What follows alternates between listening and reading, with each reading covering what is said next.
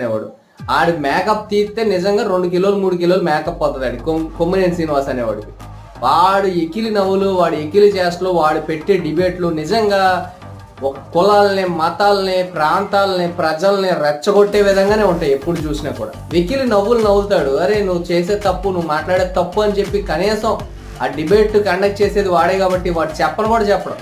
వాడు వీడు అంటున్నారని చెప్పేసి కొంతమంది మనోభావాలు దెబ్బతినొచ్చు. తప్పని పరిస్థితి, ఎందుకంటే వాళ్ళు మితి మీరిపోయి శృతి మించిపోయారు కాబట్టి మనం రియాక్ట్ అవ్వాల్సి వస్తుంది.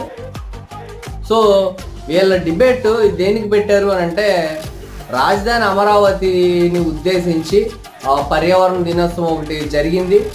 సీఎం చంద్రబాబు నాయుడు గారు, డిప్యూటీ సీఎం పవన్ కళ్యాణ్ గారు వెళ్ళారు. ఇంకా కొంతమంది అధికారులు, ఎమ్మెల్యేలు, ఎంపీలు కూడా ఉన్నారు. వీళ్ళందరూ కలిసి అక్కడ చేసిన ప్రోగ్రాంలో అంటే రాజధానిలో మొక్కలు నాటాలి, పర్యావరణాన్ని రక్షించండి అని మంచి మాటలే చెప్పారు తప్ప జగన్మోహన్ రెడ్డి